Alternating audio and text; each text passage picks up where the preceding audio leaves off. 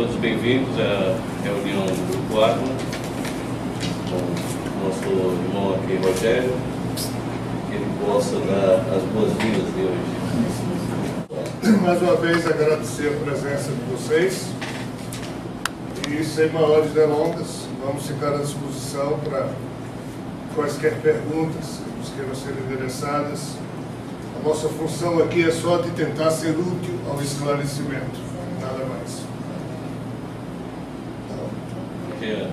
Jean. Bem, Rogério, eu devorei o seu livro, fantástico. Já leu? Nem eu li. Claro que tem algumas partes que com certeza vou ter que retornar, que fala bastante sobre física quântica, enfim. Mas eu achei muito interessante e muito feliz esse finalzinho aqui, quando você fala sobre esse gene responsável, né, pela gentileza, que o nome é genótipo GG. Se você puder falar sobre ele e assim, no meu delírio ali, no meio da leitura, eu pensei, será que tem a ver com a vinda de Jesus, né, ter se feito homem? Será que isso tem a ver, esse genoma? Só isso. Todo mundo escutou aí atrás? Repita o que eu falar dele. Fica de pé agora na cadeira. Bem pensado. Jeane se refere a uma citação feita no livro que saiu agora, sobre o genótipo GG, o famoso joinha. É o fenótipo GG que, segundo os estudiosos da genética, logo que o genoma humano foi finalmente decifrado por volta do ano 2000, e todo ano esses estudos aumentam,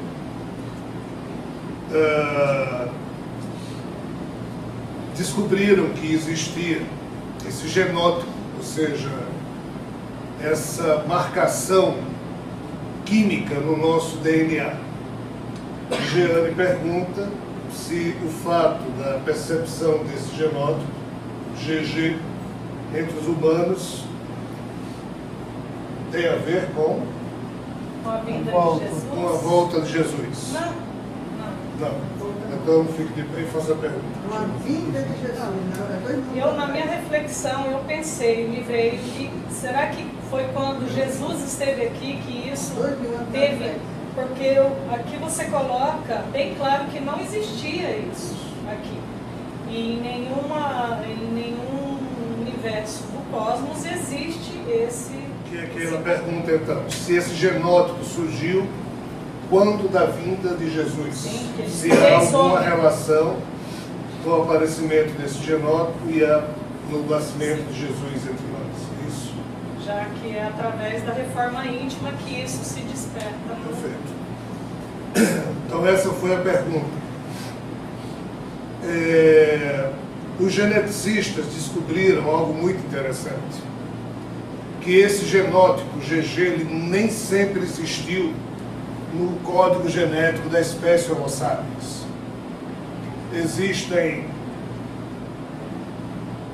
3 genótipos, basicamente, que dizem respeito ao que nós chamamos de gentileza, de comportamento elegante, de uma moral elevada. É o AA, o AG e o GG. Eu chamo o GG de joinha, porque esse GG é exatamente o genótipo da gentileza. Como é que ele surgiu escrito no DNA humano? Isso foi muito anterior a Jesus. A espécie Homo sapiens, que hoje tem 7 bilhões de representantes aqui na Terra, que somos nós, houve um tempo atrás em que cerca de apenas 2.000 pessoas existiam andando pela África e Europa. Isso foi logo quando o gênero, a espécie Homo sapiens, quando o gênero Homo surgiu e muitas espécies desse gênero começaram a povoar o mundo, mas na época em que somente existiam duas espécies pensantes, a chamada o homem de Neandertal e o Homo sapiens, mais ou menos nessa época aí, antes dos Neandertais serem extintos, houve um momento em que a espécie Homo sapiens, que é que sobreviveu de toda essa história, tinha apenas 2.000 pessoas, espalhadas em grupos de 20, 30, as chamadas tribos sapiens. Ainda não havia desenvolvido sequer a comunicação oral, a linguagem. A comunicação se dava através de gritos e mímica e gestos, etc. e tal. Mas os cientistas desconfiam que quando pela primeira vez um membro da espécie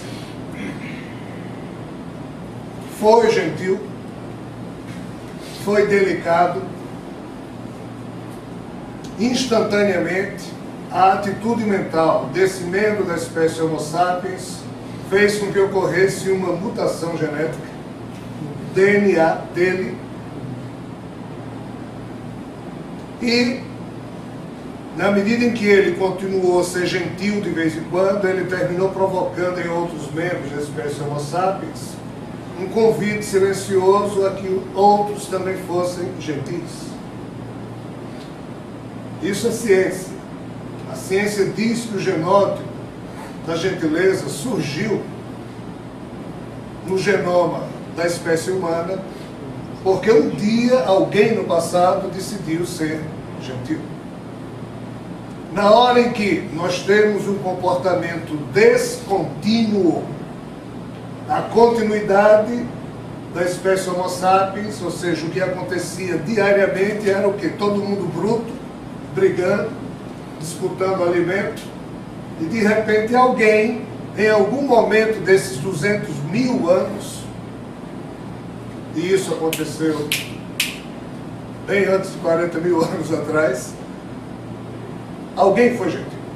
Isso provoca uma descontinuidade num processo que era continuamente ou continuadamente embrutecido. Isso chama-se salto quântico. Isso chama-se descontinuidade evolutiva, ou seja, isso chama-se progresso evolutivo. Necessariamente um novo comportamento mental modifica, tem que modificar o modo como o código de DNA do membro da espécie que teve a nova atitude mental, ele tem que escrever diferente esse código genético, o seu genoma. E um membro de uma espécie, tendo uma atitude mental diferente, em algum momento da história, isso influencia o resto da espécie. Como também, se ele tiver uma atitude mental de extrema perversão que nunca existiu entre os membros da espécie, ele descreverá naturalmente nas suas bases químicas do seu DNA um novo tipo de genótipo. E se outros o imitarem,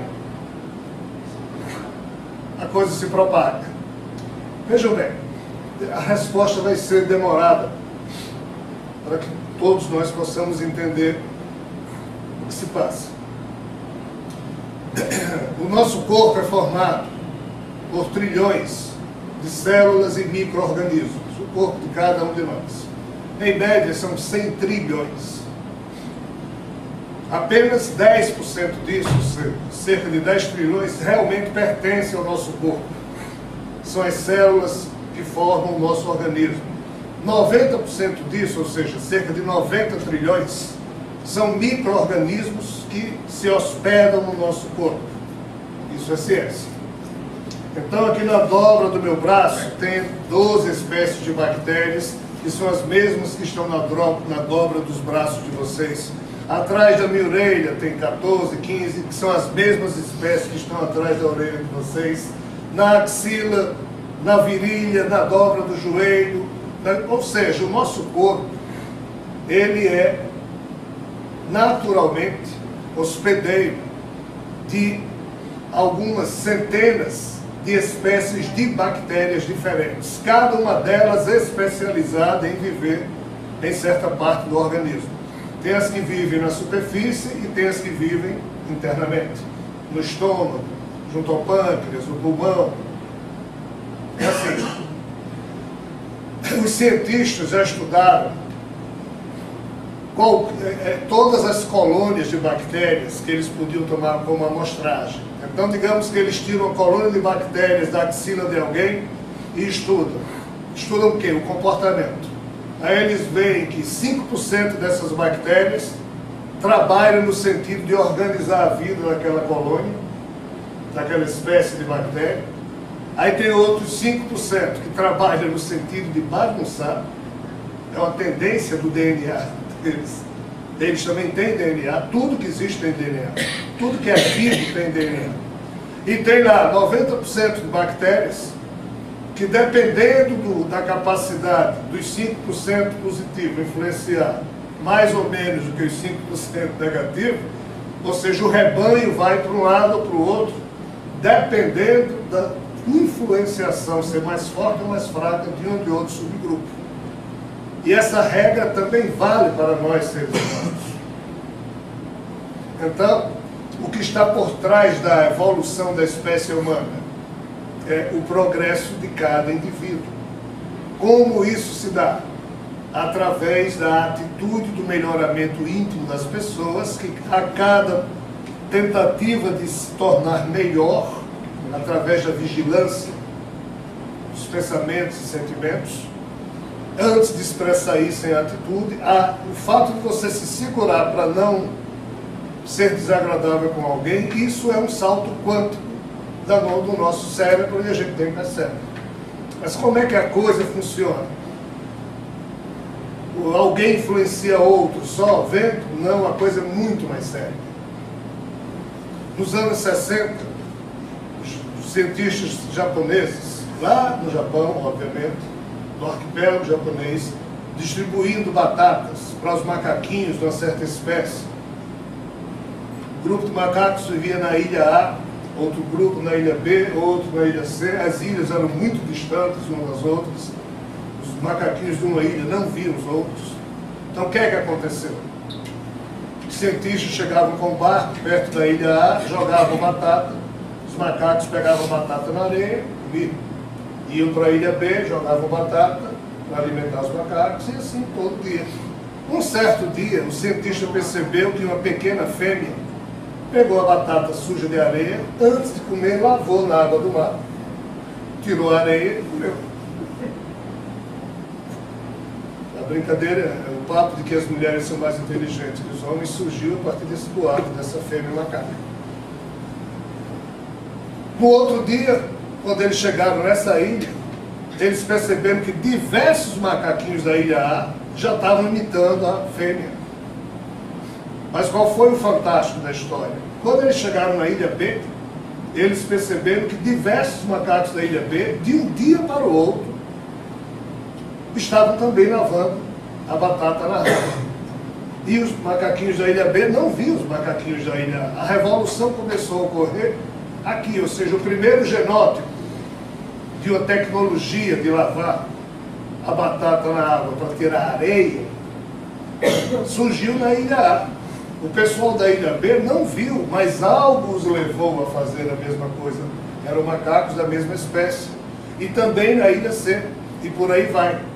Então o biólogo Rupert Sheldrake retomou um conceito que havia sido formulado muito antes dele, chamado o campo morfogenético de cada espécie. Isso implica em quê? Que cada espécie tem um campo morfogenético que não se situa no nosso espaço-tempo, ou seja, está além do nosso universo, ou seja, numa outra dimensão, dimensão astral, dimensão espiritual. Quando aquela macaquinha pela primeira vez teve a ideia de lavar a batata na água, isso foi marcado no campo morfogenético. Quando os macaquinhos da ilha A viram a macaquinha fazer aquilo, muitos começaram a imitar.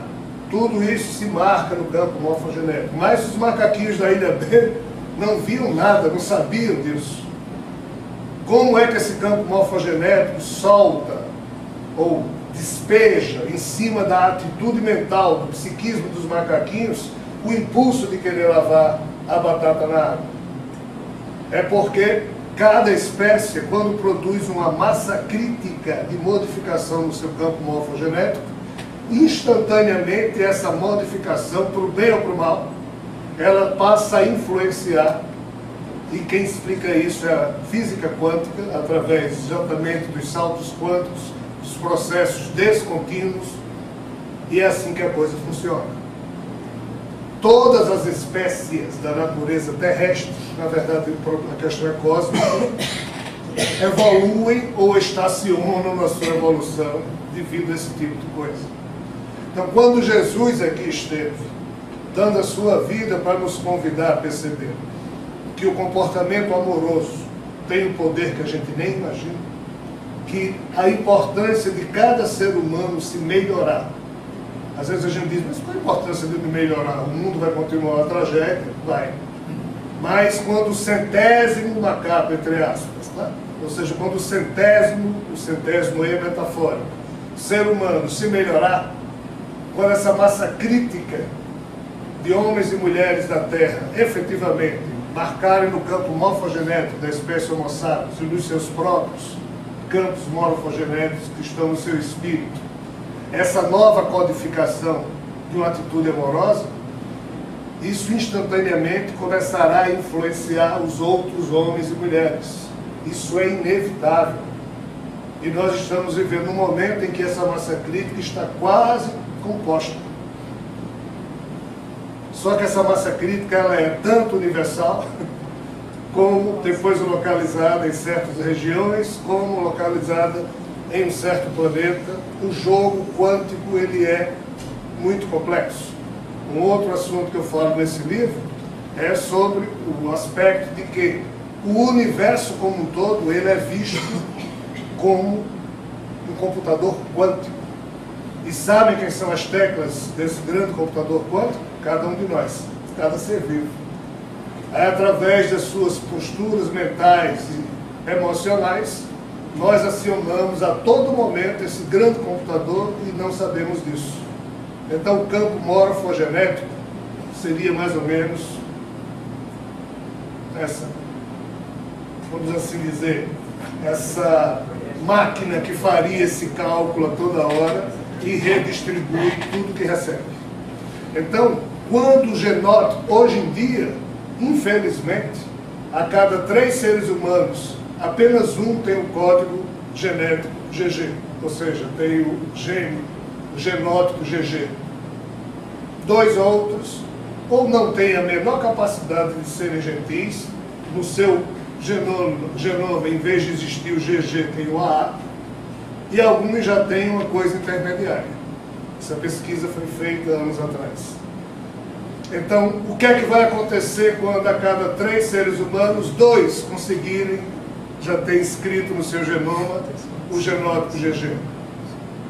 E quando acontecer da totalidade de todos os seres humanos? Em mundos evoluídos, isso existe. As pessoas naturalmente são delicadas, amam, não são espertas, preferem perder a ter que ganhar explorando o outro, preferem ser agredidos a ter que agredir o outro. Isso tudo é genético, pessoal. Esse livro, quando eu escrevi o Drama Cósmico de Javert, eu pensei comigo mesmo, esses próximos que eles querem que eu escreva, tem que ser menor do que o Drama Cósmico, porque eu achava que era muito grande já o Drama Cósmico. Aí lá veio o Drama Espiritual, praticamente do mesmo tamanho. Quando eu fui escrever o Drama Terreno, já estava com quase 600 páginas. Aí eu tive que dividir esse livro em 3. Esse é o Drama Terreno de Javert, com 200 e sei lá. Aí vem um outro livro que eu devo lançar no início do ano que vem, chama-se A Evolução Possível. E um outro livro é Javert e a Espécie Homo sapiens. Na verdade, Isso aqui é mera continuação de assuntos que eu não pude explorar aí para não tirar o foco da atenção do leitor no que realmente eles queriam passar. Mas esse problema é muito mais sério, e eu vou só dizer isso para me calar. A ciência já sabe que há 3,8 bilhões de anos, ou seja, a Terra tem 4,6 bilhões de anos de existência. Há 3,8 bilhões de anos atrás, ou seja, 800 milhões de anos depois que a Terra surgiu a primeira molécula com código de DNA, do jeito que ele é hoje, com as variações só do progresso evolutivo de cada espécie. Então essa molécula mãe, essa primeira molécula com código de DNA, e o DNA é algo impressionante. Ele é delicadamente feito, ele é uma estrutura fantástica de bases químicas. Alguém fez aquilo. Aquilo não se produziu sozinho. É a maior tecnologia computacional que existe, é o DNA. São quase, no caso humano, 50 mil genes inscritos em códons. Códons são quando 3 das 4 bases nitrogenadas se reúnem para criar característica comportamental. Então, essa primeira molécula mãe surgiu há 3,8 bilhões de anos atrás. O que é que houve depois do surgimento dela? Durante os próximos 3 bilhões e 100 milhões de anos, tudo que esse ser, essa molécula, obviamente unicelular, era uma célula só, fez, foi se replicar. Mas se replicava somente produzindo outros seres unicelulares. Nunca essas moléculas se juntavam para formar um organismo mais complexo. O que é que ocorreu depois de 3 bilhões e 100 milhões de anos? A Terra se congelou toda 2 vezes. Há cerca de 800 milhões de anos atrás e há cerca de 600 milhões de anos atrás.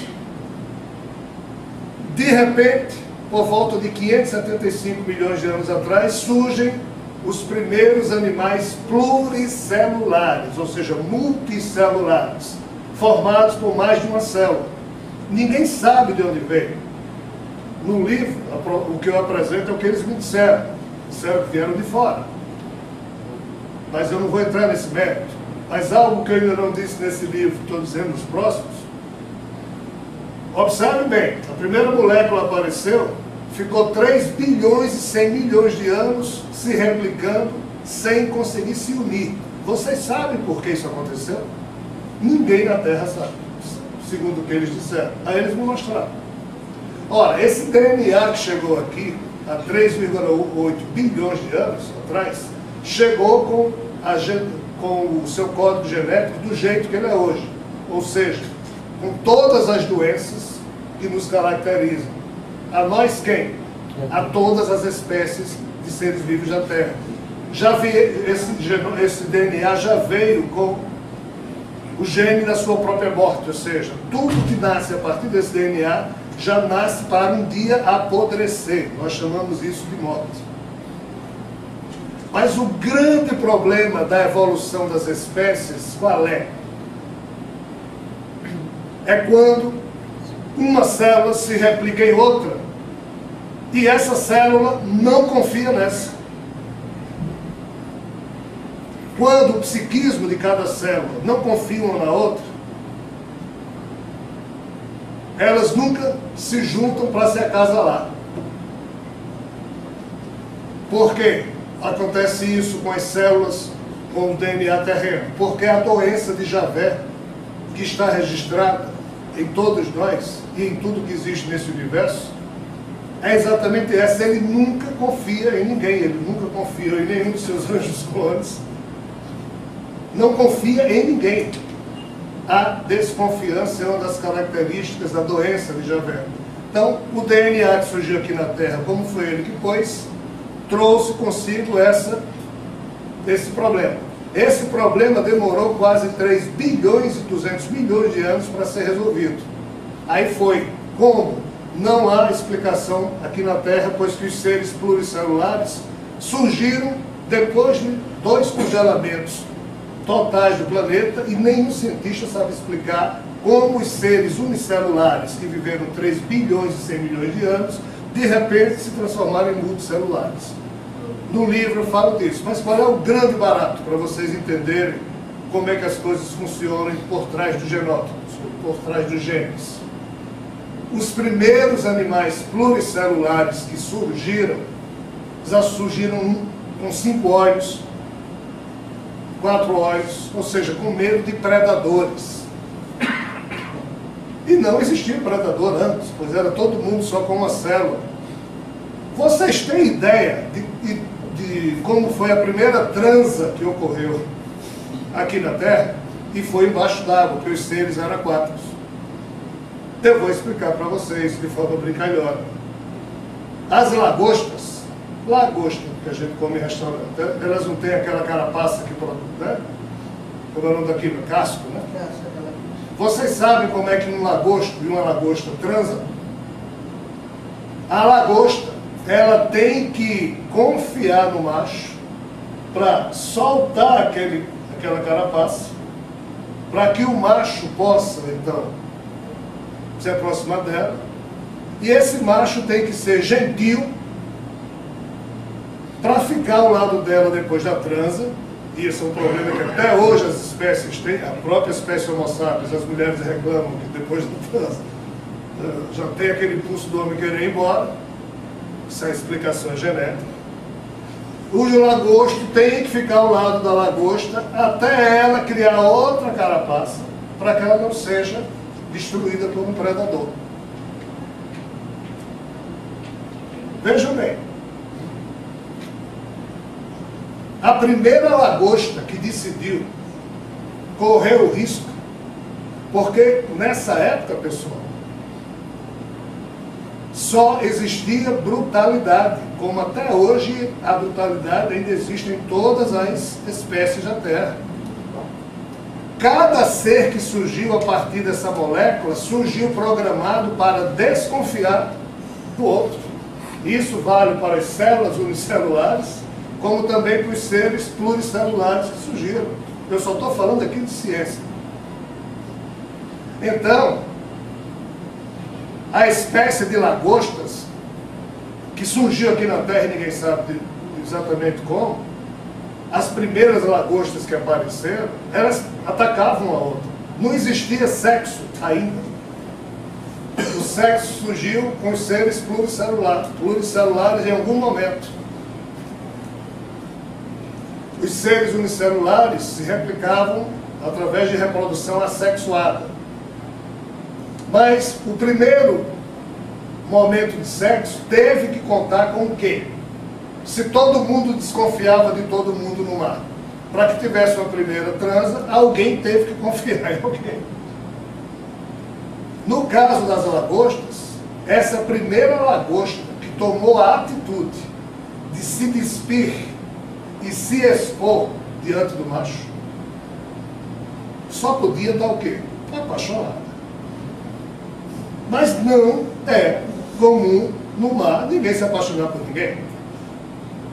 O termo aí não seria apaixonado, seria um instinto, porque qual o problema? Segundo os cientistas, o instinto das fêmeas de qualquer espécie biológica, naquela época, escolhia os machos, não porque estavam apaixonados, mas pela violência do macho.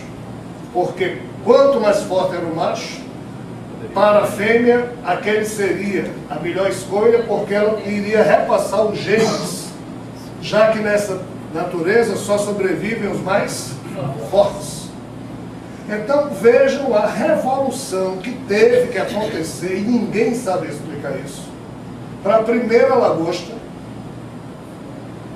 tomar a atitude de impressionar um macho, retirar sua roupa e ficar passível de ser morto. Aí esse primeiro macho também teve o bom senso de se transar com a lagosta e ficou ao lado dela, porque segundo os cientistas, se não tivesse ficado, não teria evoluído a espécie. Isso vale para tudo que é espécie. marcação química no genoma das lagostas mostra esse momento impressionante. Então, a atitude mental, ou seja, a atitude psíquica de cada ser, de cada membro, de qualquer espécie, tem uma influência marcante sobre o progresso de todos. O genótipo GG, que é o da gentileza, que é a pergunta de Anne, nem sempre existiu na espécie humana. Alguém um dia ousou ser gentil entre bárbaros, entre brutamontes. E a revolução desse número 1 está fazendo com que hoje, depois de milhares e milhares de anos, a cada 3 membros dessa espécie, um conseguiu escrever no seu genoma o código da gentileza. É assim que as espécies evoluem. Jesus não foi quem provocou esse genoma, mas é o patrocinador dele por trás do pano. Tudo que acontece na Terra, certo?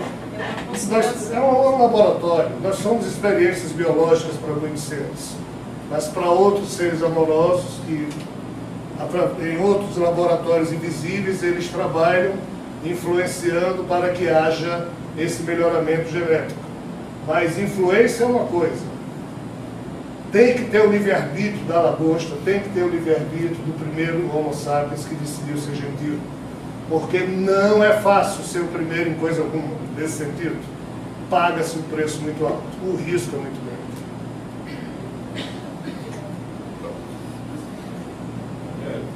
Você pode falar sobre os arturianos. Mas existem umas 3 mil pessoas, ou 3 milhões de pessoas, ou 30 milhões de pessoas aqui na Terra que foram ou pensam ter sido contactadas por seres de fora. Cada uma dessas pessoas, vivendo o seu momento psicológico, tá, entende, por trás daquela experiência que está vivendo, que é uma raça assim, ou que o nome da raça é tal, que veio de tal planeta. Então, assim, as experiências que existem dentro do campo pessoal de muitos contactados servem para elas, como é que se passa comigo serve para mim. Mas, por exemplo, ao longo do tempo, várias raças das quais eu tive contato, todas elas me disseram o nome. Eu nunca disse o nome de nenhuma delas. E não cito em canto nenhum.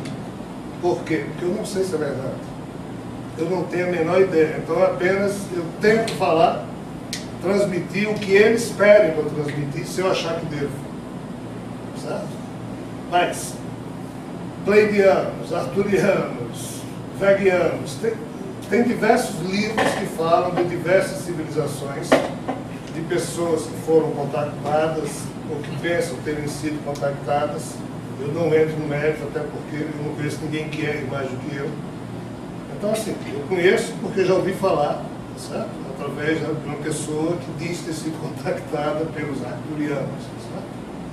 Mas nunca os mentores espirituais ou cósmicos ficam me dizendo, oh, isso aqui é verdade, aquilo não é. Até comigo mesmo. Quando eu estou errado, eu só descubro depois. Eles não chegam e dizem, olha, você está enganado nisso.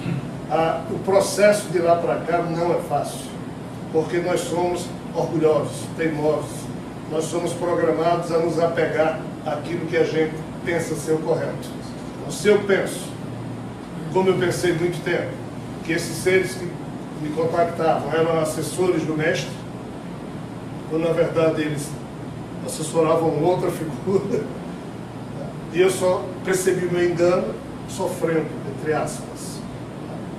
Em nenhum, mesmo rodeado de amigos espirituais, eles nunca disseram, olha, não é bem assim, é assim. Eles podem até ter tentado, mas a mediunidade é um processo muito delicado, muito suave.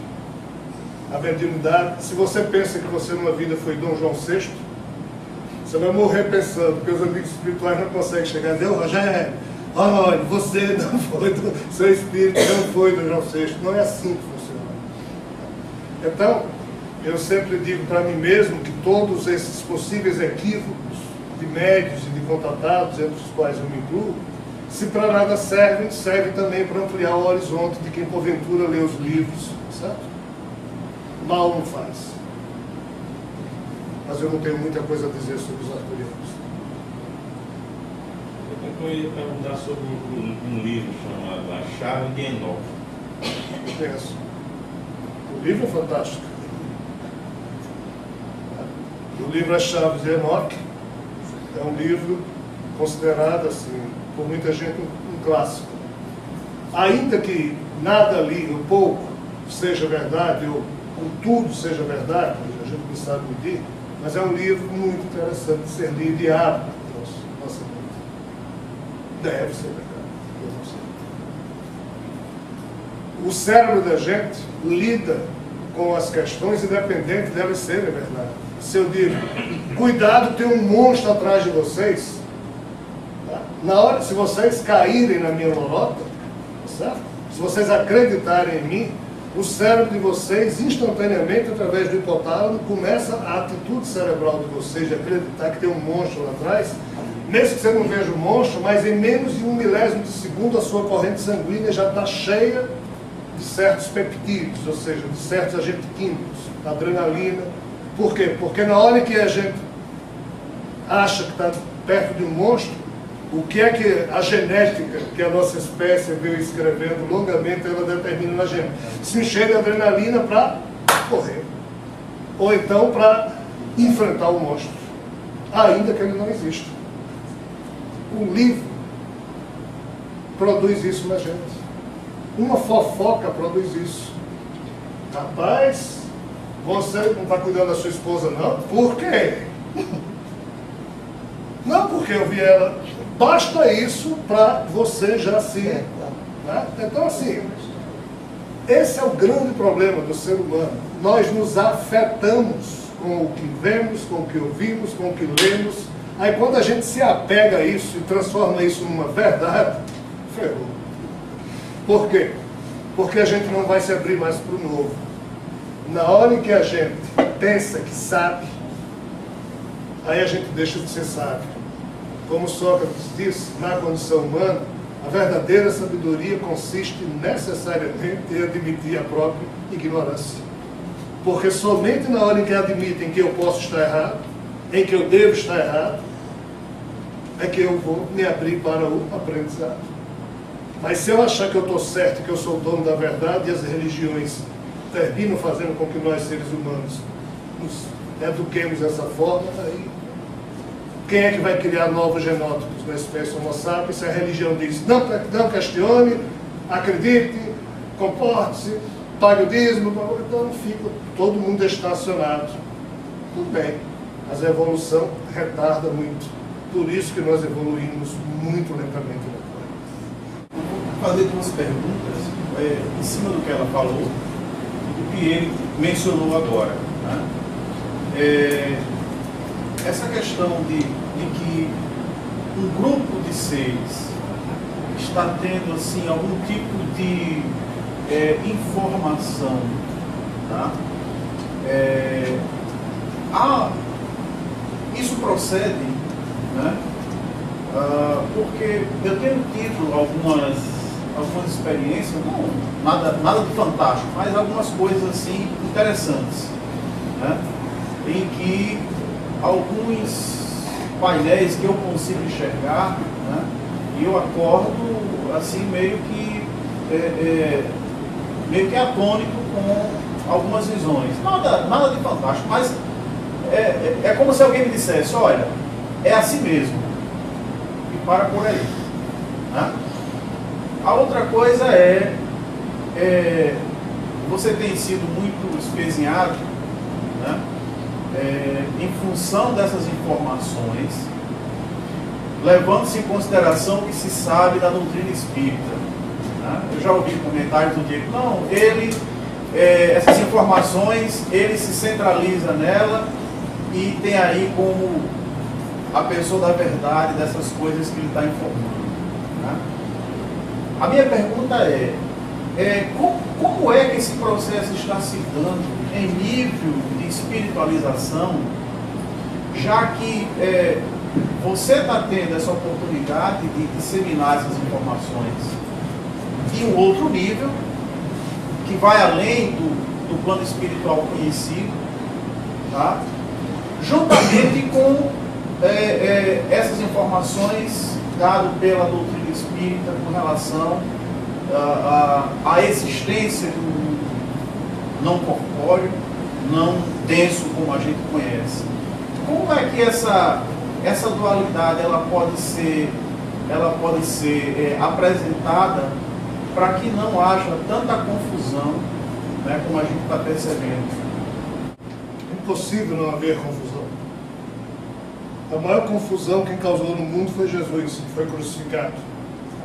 Sempre é uma ortodoxia presente, e sempre quando o novo vem é taxado de herético, esteja esse novo certo ou errado.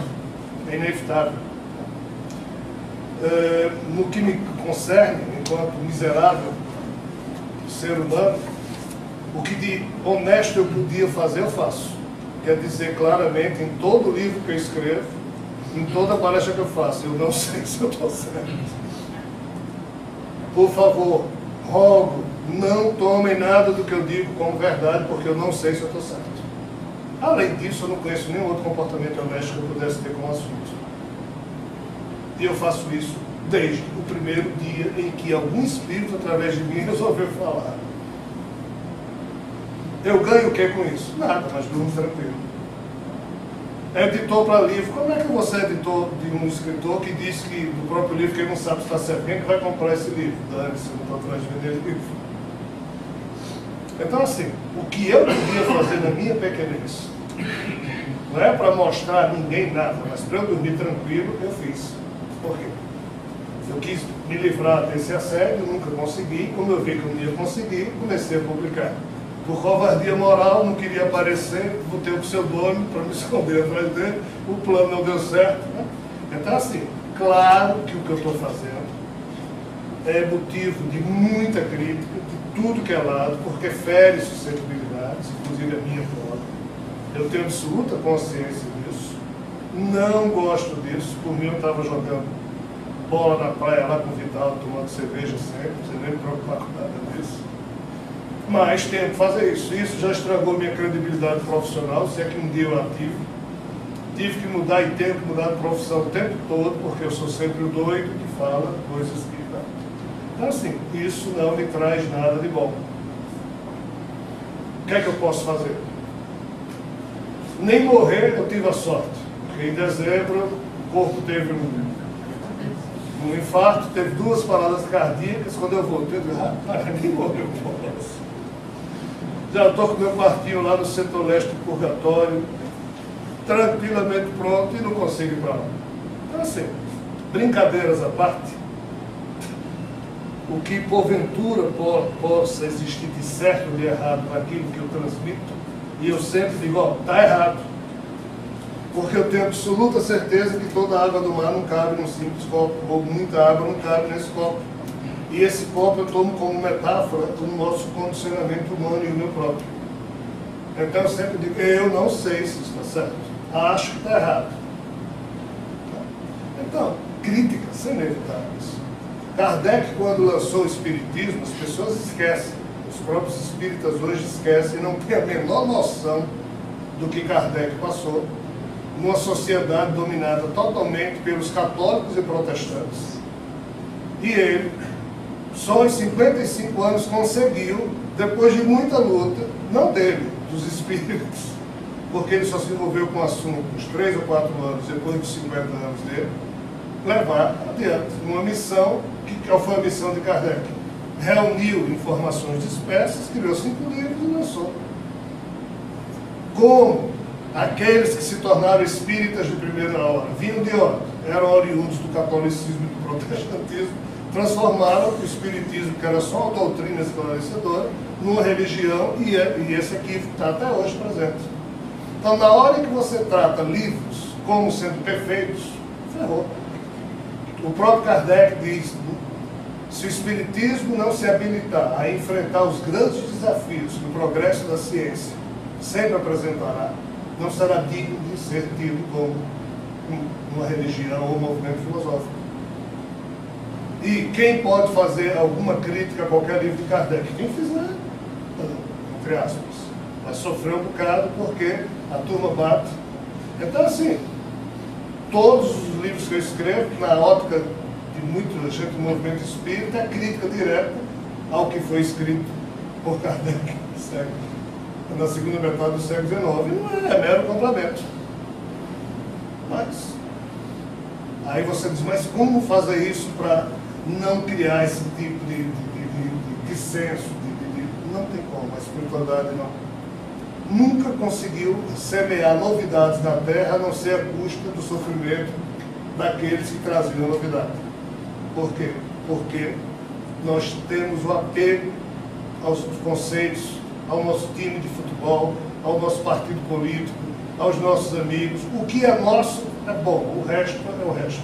Ou seja, é o problema genético da desconfiança e o problema genético da falta de elegância moral. Nem todo mundo tem o GG ainda marcado na sua condição pessoal, no seu psiquismo terreno. Quem não tem, vai sempre estar apontando o dedo acusador para os outros, com ou sem razão. Mas a pergunta é, quem desse mundo tem estatura moral para voltar o dedo acusador contra alguém? Então, ainda que esteja tudo errado naquilo que eu escrevo, o que é que de honesto eu poderia fazer? Dizer, olha, eu acho que é errado. Pode ser que esteja errado. Por isso que o último livro que eu vou lançar, você sabe qual é o nome? Autobiografia de um Cretino. E não tem perigo de não ficar claro que eu sempre soube ser o meu tamanho da minha cretinice. Ainda assim, sou levado a escrever esses livros todos. Mas não tem como evitar, infelizmente. A turma aí de cima tenta de tudo, mas aqui embaixo a coisa é muito complicada. Sempre o novo leva a pancada do que está estabelecido. Bom, temos agora uma pergunta de um amigo nosso lá de Taubaté, Paulo Gustavo. São 3 perguntas, você resume todas. Me parece que Javé e os anjos clones têm um tipo de nutrição que poucos compreendem na Terra. Refiro-me ao fato de eles se alimentarem da energia mental de alguns seres no universo. A atitude de adorar, louvar, entre outras posturas religiosas praticadas pelos membros das religiões surgidas a partir de Javé, não fortaleceriam ainda mais esses seres da hierarquia do Criador do Universo? Em caso afirmativo, não seria um aparente problema para a resolução dos dramas cósmicos desses seres o crescente aumento no número de muçulmanos no planeta Terra, além do crescente número de membros das religiões protestantes? Reflito sobre isso, pois percebo que quanto mais a hierarquia de Javé se enfraquecer, mais se torna possível a atuação das divindades despertas espiritualmente que vivem dentro da obra universal de Javé. Essas reflexões têm alguma procedência e coerência? Um abraço. Um abraço. Sim. Nós já falamos um pouco disso, mas eu ainda não tenho como me aprofundar no assunto, porque o momento não é conveniente. Mas, na hora em que nós compreendermos toda a verdade, ou parte da verdade, o que Javé significa, nós só poderemos compreender isso quando tivermos uma capacidade psicológica de olhar para o feio e não se enfeiar junto, de olhar para o que é problemático e não nos tornarmos um problema maior. Porque, de fato, não é simples, não é através de um raciocínio simples ou linear que nós poderemos entender a questão Javé. Como Paulo muito bem colocou, com a sua pergunta, esses seres, eles se alimentam, como se vampiros fossem, da energia psíquica emitida pelos seres através da ponte quântica do DNA. Está feio, não está? Mas assim, tudo que qualquer membro de qualquer espécie pensa e sente, ele marca num certo campo morfogenético. Então imagine que alguém tem acesso a esse campo morfogenético e recebe essa influência de todo mundo, a todo momento, a toda hora. Então isso chama-se alimentação psíquica. É inevitável. E o que é que o nosso irmão pergunta? Se, após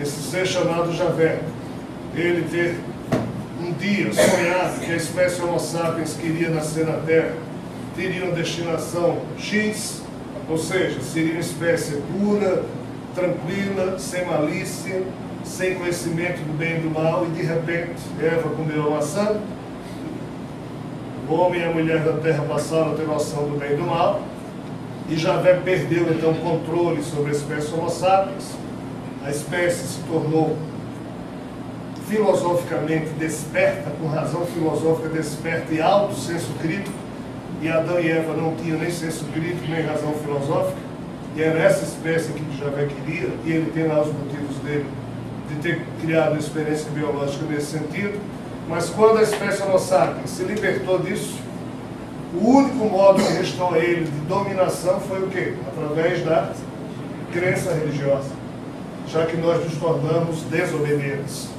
Para ele implementar esse plano, ele só tinha uma alternativa, porque a Terra nessa época estava cheia de seres de fora, chamados deuses.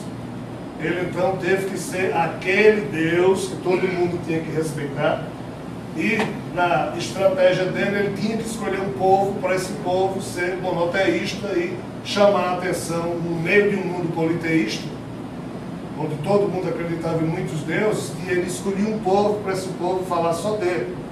Então primeiro ele escolheu os arianos, não deu certo, depois os judeus, não deu certo, e depois os povos árabes através do islamismo.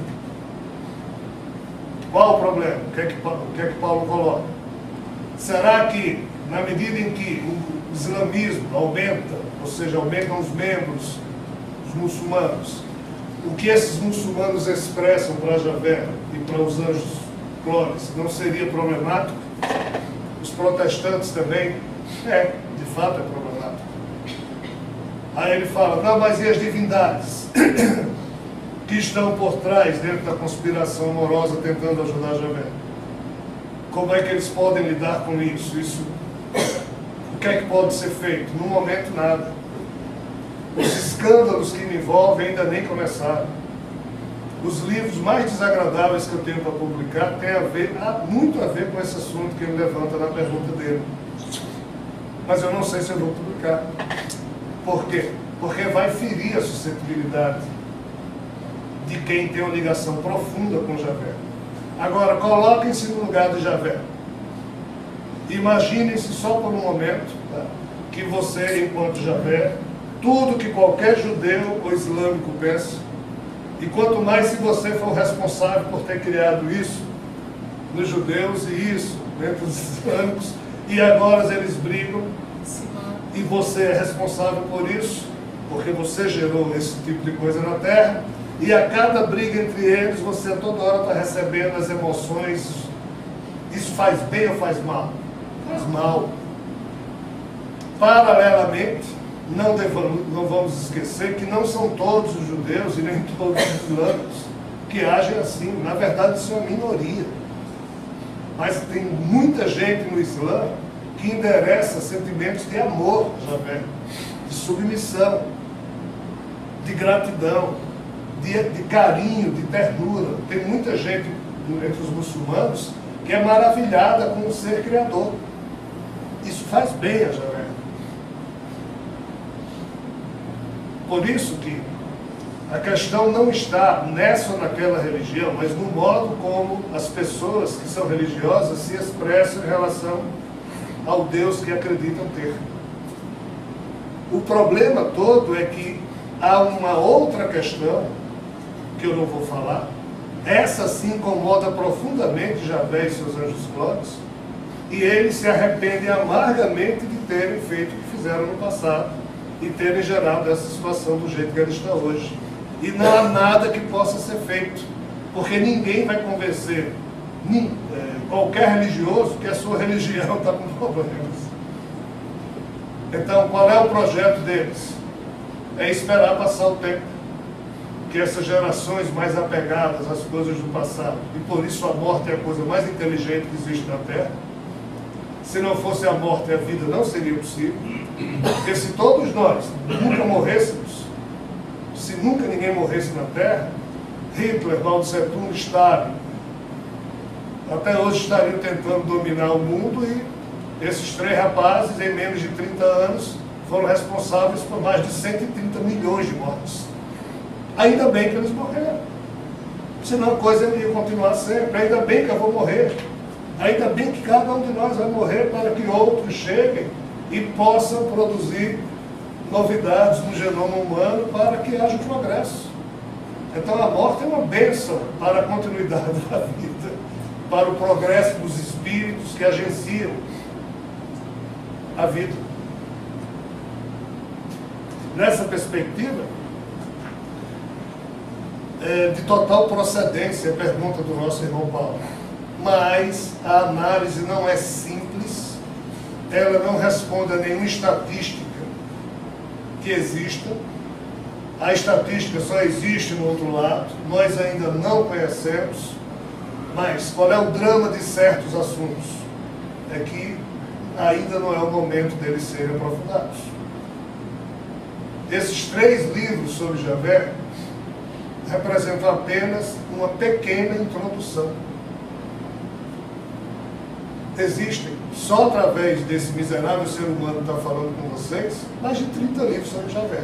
Cada um mais complexo que o outro em termos de novidade desagradável ou agradável. Aí depois tem o drama cósmico, drama espiritual, drama terreno de Shiva. Depois tem o drama cósmico, drama espiritual, drama terreno de Jesus. Esses sim são bombásticos em termos de novidade. Agora, o ridículo de toda essa história é que está na dependência de alguém do meu tamanho. Dependência de quê? Primeiro, de eu conseguir terminar vários desses livros. Depois, se eu consigo, de eu ter saco para corrigir. Depois disso, ter dinheiro para editar. Aí depois disso, apanhar feito um louco cada livro que é dito. E isso vai até quando? Então assim, se, eu sempre digo brincando às noites, quando eu vou dormir, se Javé e a turma dele dependem de alguém do meu tamanho para que isso dê certo, obviamente vai dar tudo errado. Deve estar dando tudo errado. Mas eu vou fazendo o que eu posso. Um dia, Paulo, a gente conversa mais profundamente sobre isso aí, mas eu não tenho como aprofundar o assunto nos tempos atuais, porque seria atear uma fogueira de heresias que iriam ferir as pessoas muçulmanas, e eu não posso fazer isso.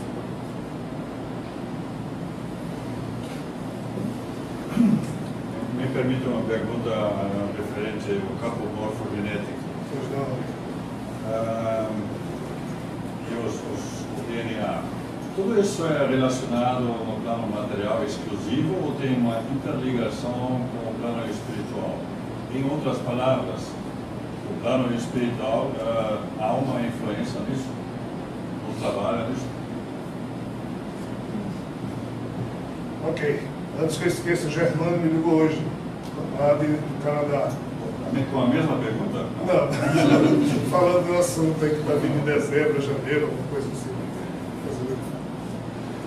Mas vamos lá. A pergunta de Rüdiger é muito interessante, porque nós vamos ter que falar também de um DNA espiritual. Aqui há um pouco de metáfora, mas que de fato existe também um correspondente espiritual que marca o progresso dos espíritos, existe. Então nós podemos, metaforicamente, chamar de DNA espiritual, sim.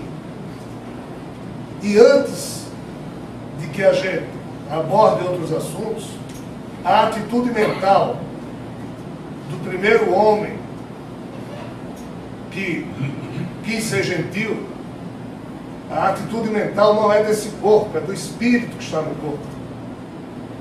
Então, na verdade, o que se modifica primeiro é o DNA espiritual, que ele é que escreve no campo morfogenético há variação e também no daquela pessoa.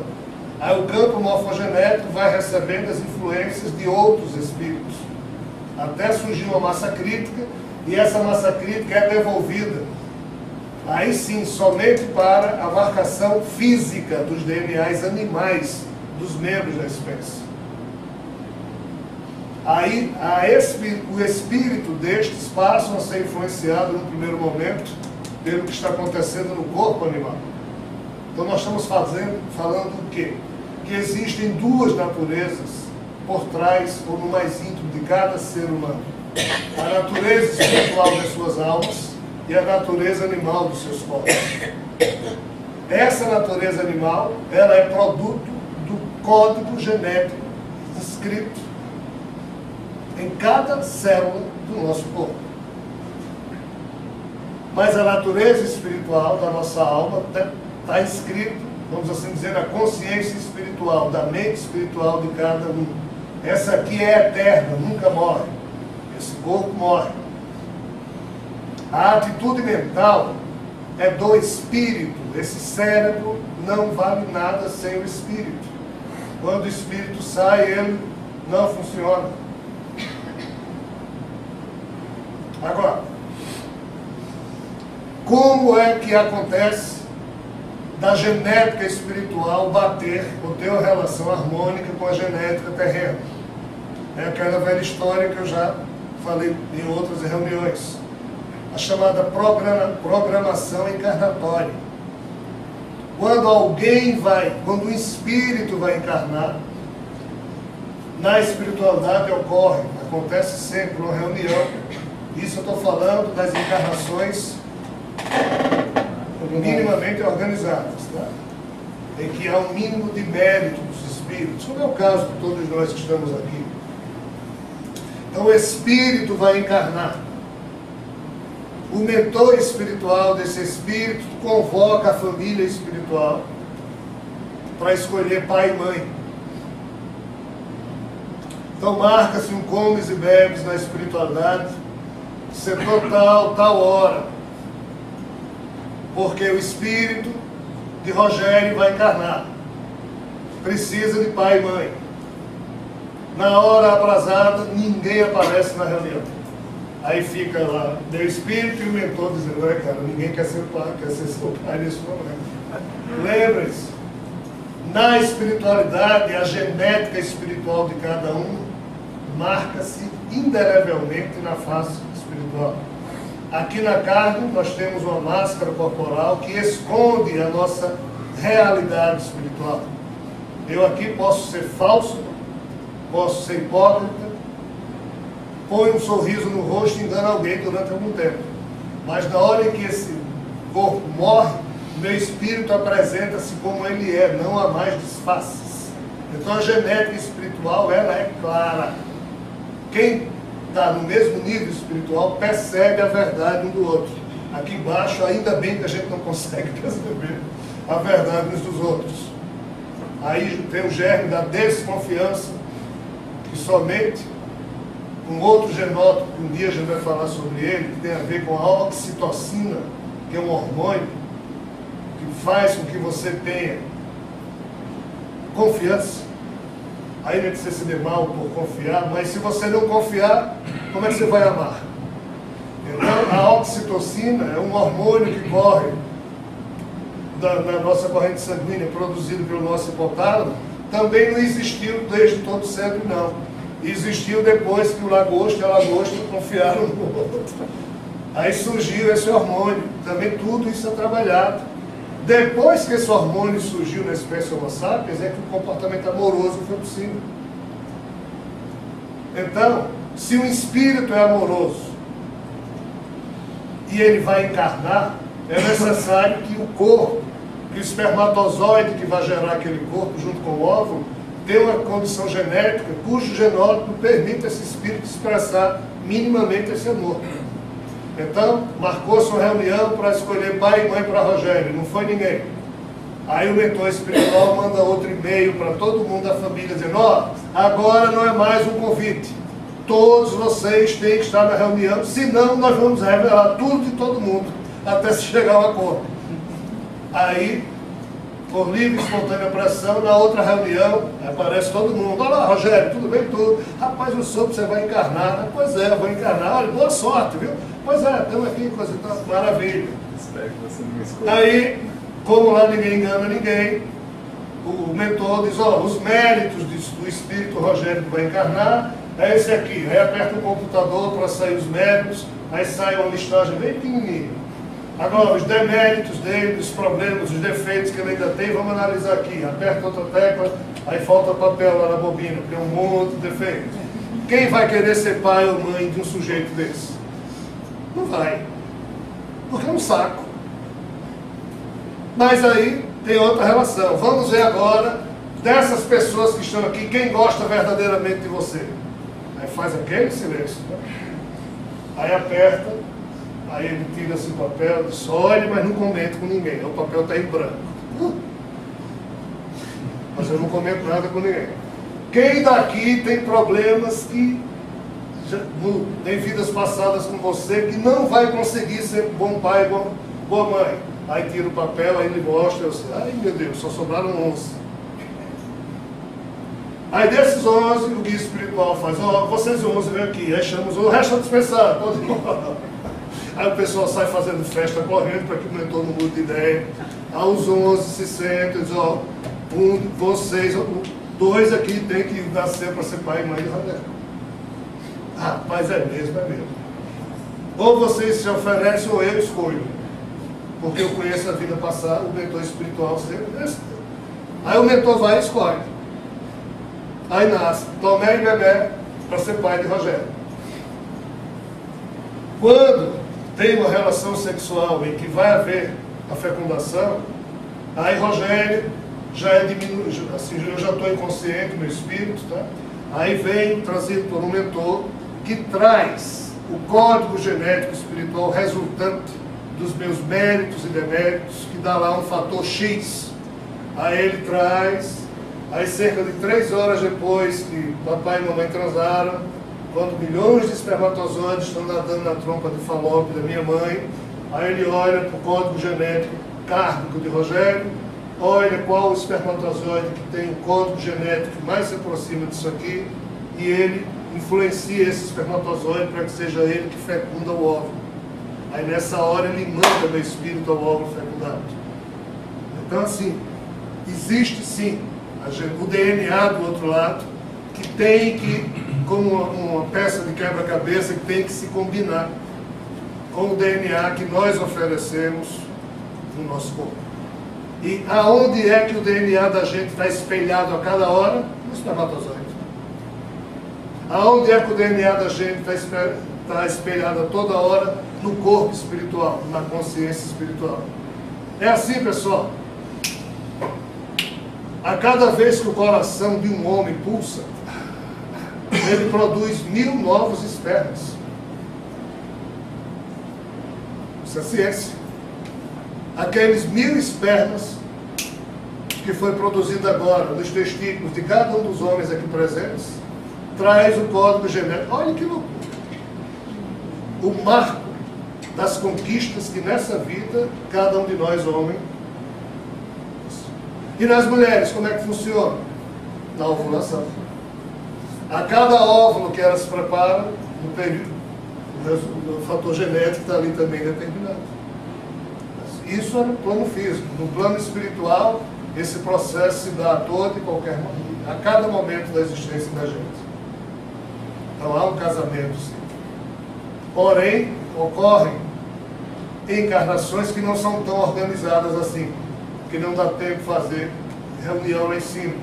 Quando um homem e uma mulher que nunca se viram antes, os dois estão drogados, se encontram no bar, o homem está em 10 espíritos que estão ali em cima dele, usufruindo dos fluidos, do vício, a mulher também tem lá uns 10 encostos, e eles dois vão ter uma relação, e se essa mulher estiver passível de ser fecunda naquela noite, um espermatozoide qualquer fecunda o óvulo e, devido à explosão magnética, um daqueles 20 espíritos que estão ali só imanta. Mas imanta, além de ter o defeito, genético, porque não há, fica uma coisa meio forçada, não há a equivalência, a afinidade, a ressonância vibratória entre o DNA espiritual e o físico. Além do que, aquele filho, se nascer, ele vai ter uma mãe que ele nunca tinha visto antes e nunca vai conhecer o pai, porque o pai provavelmente nem vai saber disso, que teve um filho. Então, eu chamo isso de encarnação desorganizada. Ao longo da história terrena, essa aqui sempre prevaleceu sobre o primeiro grupo. Agora é que as coisas estão... Mas foi preciso que tanto lá quanto aqui surgissem genótipos de progresso do psiquismo espiritual de cada um de nós, com base na confiança, no amor, na gentileza, no carinho, na ternura. Esses arcanos que estão presentes no nosso espírito, nos espíritos, que permitem que esses arcanos, que são o presente, ou seja, a herança da deidade para cada um de nós, possam se expressar. Mas se o meu psiquismo não valoriza esses arcanos, ele se fecha. E isso jamais estará presente no meu genótipo, nem no espiritual, nem no físico. É preciso amar. Mas antes da gente amar, de sentir a expressão amorosa, é primeiro que a gente cria uma série de hormônios. Esses hormônios só são criados a partir de atitudes mentais descontínuas, que vão reescrevendo o código de DNA que foi posto aqui na Terra há 3,8 bilhões de anos. E nesse código aqui não existiu o amor. Porque em Javé, o amor do jeito que nós conhecemos ainda não existe. Há um outro tipo. Há o amor da macaquinha pelo macaco, tá? Mas esse amor também teve que surgir ao longo da evolução. Lembrem-se, a função sexual só surgiu na penúltima etapa do processo da história geológica evolutiva aqui na Terra e do universo também.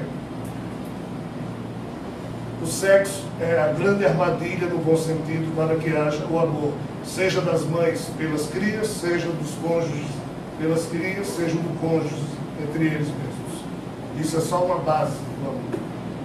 O amor mais belo está fora da consanguinidade. Está nas relações de amizade profunda, de cumplicidade. Quando dois cônjuges conseguem, além de serem amantes, companheiros, também serem cúmplices. Quando dois amigos conseguem, não tem nem por que querer estar junto, mas a vida só tem sentido se a gente se encontrar de vez em quando com aquela pessoa, porque ela é amiga, ou seja, essas expressões amorosas não existem entre quem não tem confiança. E Javé e o seu exército de anjos clones é só relação de imposição. Ou obedece ou é punido.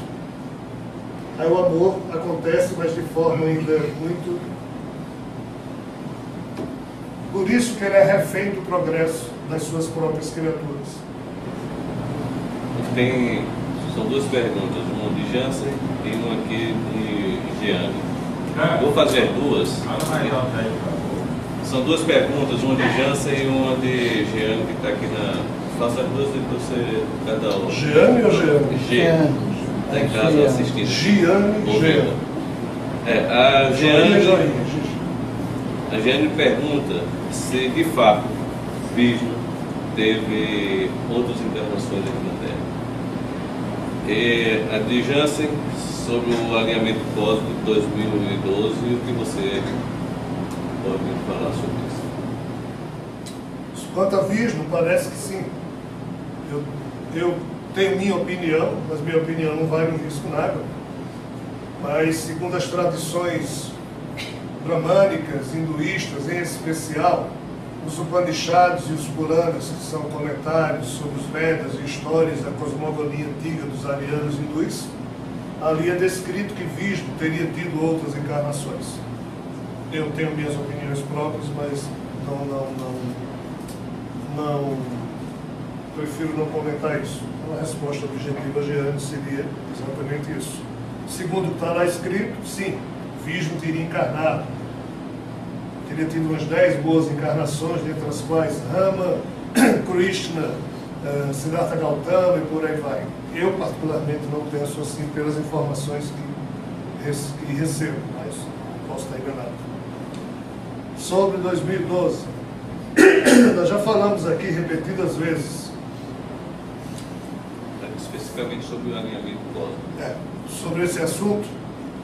E eu vou fazer um breve sumário e depois, objetivamente, tentar responder a pergunta de Jansen. Essa questão do ano 2012, acho que todos vocês sabem, é muito relacionado com o chamado calendário maia. Mas o calendário não tem nada de maia, é um calendário tolteca. Porque esses toltecas eles estiveram aqui na América há cerca de 5.000 anos atrás, e a cultura dos toltecas foi herdada pelos maias, incas e astecas, ou seja, por outras nações que surgiram depois e receberam essa cultura dos toltecas, mas sem conseguir entender como eles haviam conseguido calcular o chamado ciclo da precessão equinocial. Por que é importante a gente compreender isso? Porque o alinhamento cósmico tem a ver com essa questão. O impressionante é saber que nós, homens e mulheres modernos, só aprendemos que isso existia quando a astronomia chegou a um ponto de progresso no século passado, mas os toltecas já sabiam fazer esse cálculo há cerca de 5.000 anos atrás. O que é que eles fizeram? O eixo da Terra, alguém está entendendo? O que nós chamamos de norte e sul, isso aqui é a Terra, isso aqui seria só o eixo. A Terra não gira com o eixo assim, o eixo da Terra é inclinado, 23,4 graus. Então, a Terra gira ao redor do Sol com o eixo norte-sul, ou seja, com os dois polos sempre inclinados. Então, depois de 26 mil anos solares, é que o eixo da Terra consegue fazer um ciclo completo. Quando você solta um peão no chão, ele, em vez de ficar rodopiando com o eixo reto, ele fica bamboleando. Tá? Então vamos chamar isso aqui de um bamboleio. Então o eixo da Terra demora 26 mil anos para que o seu eixo consiga fazer isso. Isso aqui chama-se ciclo da precessão equinocial.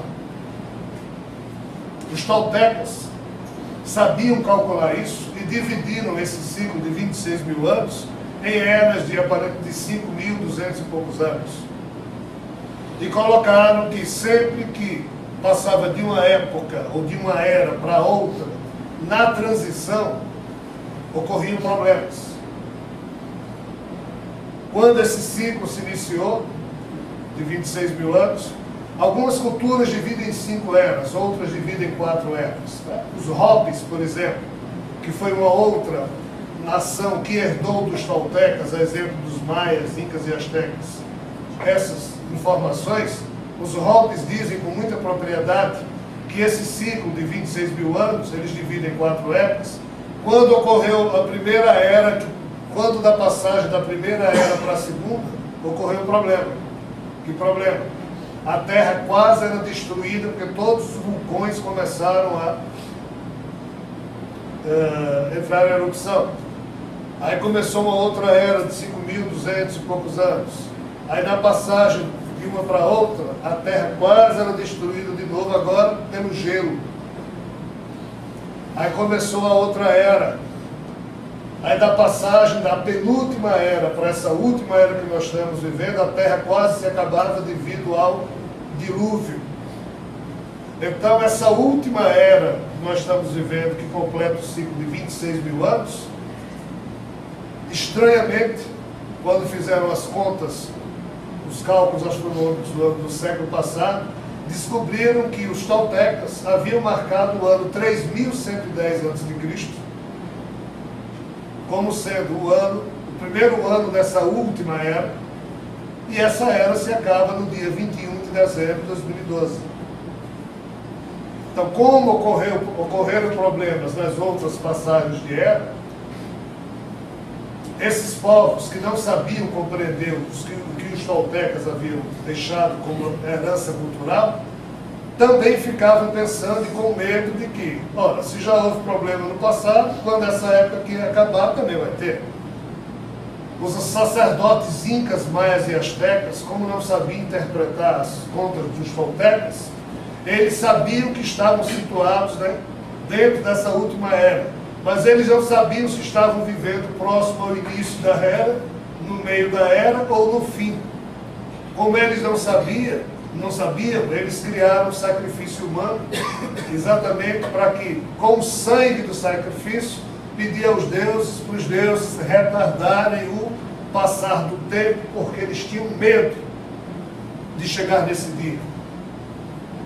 Isso foi em que época? Oi? Isso foi em que época desses sacrifícios? Bem, os incas têm um tempo específico de história. Os incas, até o ano 1453, eram um dos impérios militares mais fortes quando os espanhóis chegaram.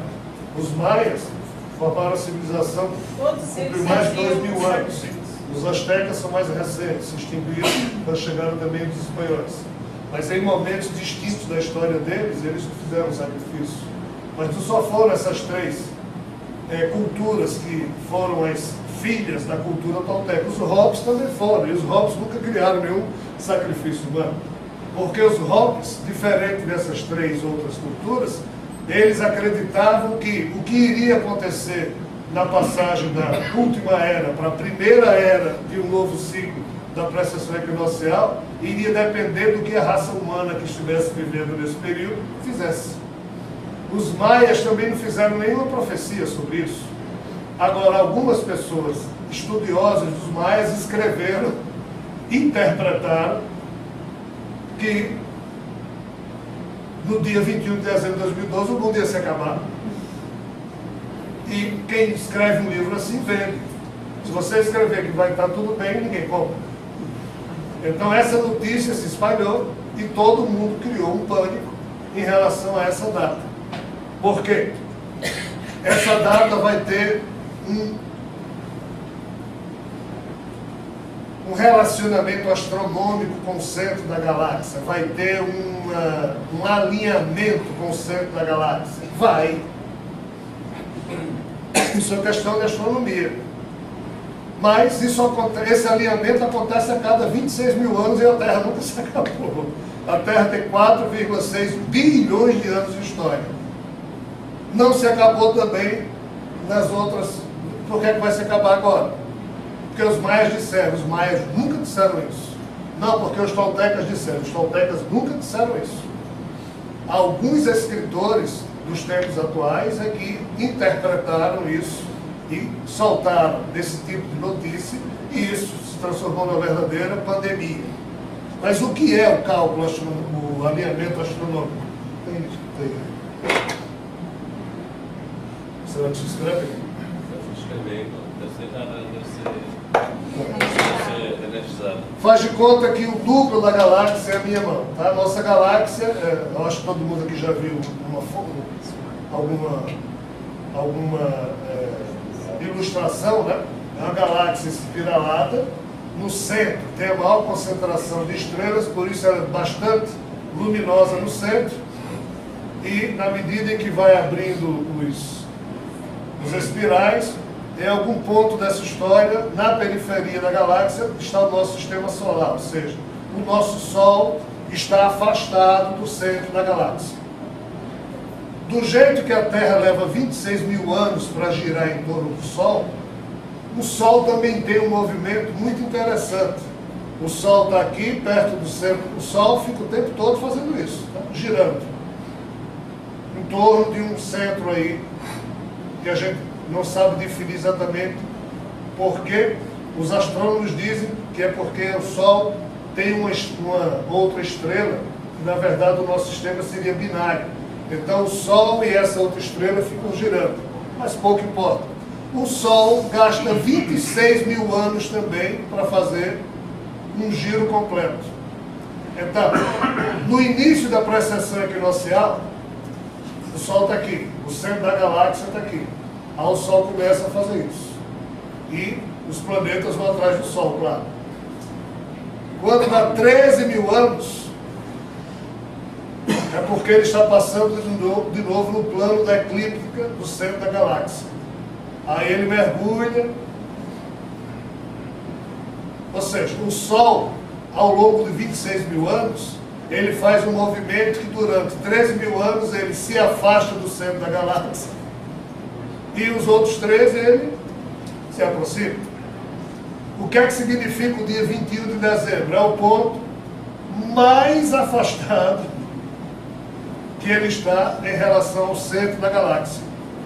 O alinhamento astronômico, já quer dizer exatamente isso, que do jeito que, se você pegar o Sol e os planetas e olhar de perfil, é como se estivessem todos no mesmo plano. Isso é chamado plano de eclíptico. A mesma experiência se revela na hora que você sai da galáxia e vê ela de longe. Se você olhar ela de perfil, você vai ver que ela parece um disco. Então esse é o plano da eclíptica. No centro da galáxia tem muita luz. Então, devido a isso, quanto mais perto do centro da galáxia o Sol está, mais luz, mais energia ele recebe, e isso é bom. Mas quanto mais distante o Sol se encontra do centro da galáxia, menos energia, menos luz do centro da galáxia ele recebe, por isso que isso é chamado a época das trevas. Então no dia 21 de dezembro, o Sol chega no ponto máximo do afastamento em relação ao centro da galáxia. Mas qual é o problema? Para o tamanho da grossura do centro da galáxia, vamos chamar assim, na verdade, o Sol gasta 30 e poucos anos, tá, para passar nesse alinhamento.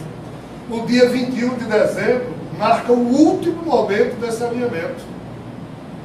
Então é para tomar bastante champanhe e vinho, se o mundo não acabar até lá, porque o perigo não é no dia 21, a gente já vem correndo esse perigo desde os anos 70 e ninguém sabe. O dia 21 de dezembro já é o final do alinhamento. Aí é para comemorar. Aí a Terra começa, o Sol e a Terra junto começam a voltar a se aproximar do centro da galáxia. Isso ocorre naturalmente. Agora a turma faz festa em cima de desgraça, né? Então, criou-se uma expectativa. Não vão existir problemas? Sim, seguramente. Nós temos problemas ambientais e astronômicos a enfrentar enquanto existir nesse universo. Alinhamento causa alguma coisa? Causa. Esse não. Outros alinhamentos são mais complicados.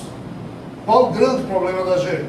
É a nossa estrela. Se ela se irritar e soltar uma explosão magnética em cima, direcionada para a Terra, aí, esse sim é o problema. E isso pode acontecer a qualquer momento no ciclo de 26 mil anos.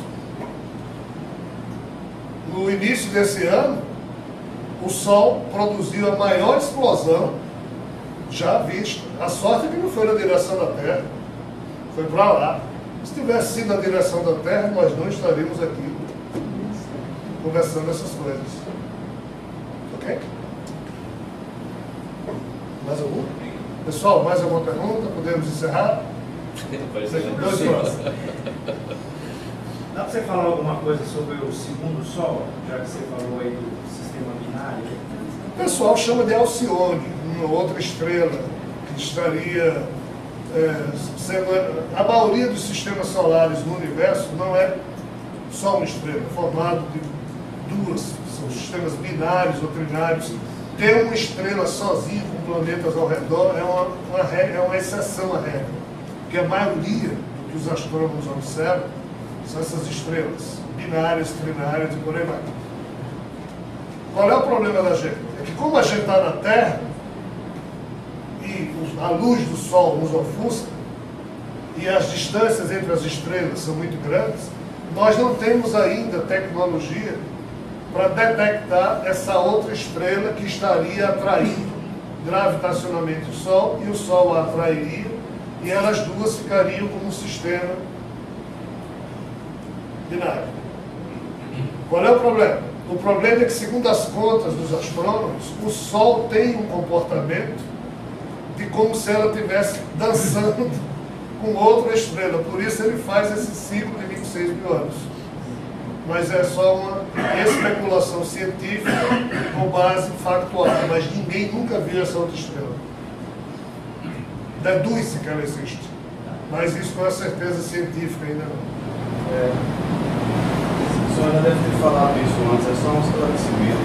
São 3 coisas, rapidinho. Jesus, lendo o Novo Testamento, Jesus, se eu estiver errado sobre o Covid, Jesus disse que só veio para o povo de Israel, para uma senhora que veio pedir pelo filho dela, uma coisa assim, e conforme a fé dela foi muito grande, ele concedeu o milagre a ela. Mas antes de conceder o milagre, ele disse que só tinha vindo o povo de Israel. Pelo menos foi assim que eu entendi. Lendo o Antigo Testamento, também só fala em Israel. E a gente, é como se a gente não existisse, eu não sei. Eu sei que a gente estava desse lado, mas tenho essa dúvida, como é a religião da gente, eu fiquei lá disso. E a última, assim, vendo um vídeo de Sai Baba,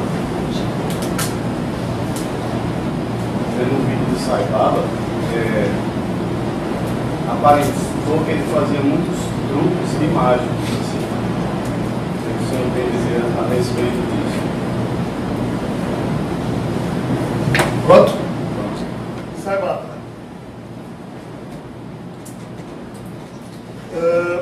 Eu cheguei de São Paulo ontem, porque no dia 29 nós fizemos lá um seminário, e um irmão nosso lá, que esteve na Índia, ele disse, ele conversou isso comigo no intervalo, e perguntou se podia fazer pergunta publicamente, eu disse que sim. Que não possa ser conversado. E ele disse que esteve com um Swami na Índia. Swami é aquele que já unificou o seu eu individual, o seu ego individual, ao seu eu profundo, vamos assim dizer. E que esse Swami teria contado a ele que algumas crianças teriam sofrido ataques no campo da pedofilia, e uma mesmo tinha se matado ou morrido por causa desse tipo de coisa. E essa pessoa perguntou então como é que eu falava tão bem de Sai Baba no meio de toda essa situação, em que inclusive na internet também aparecem esses filmes que apontam ele fazendo isso, aquilo outro, truques, etc.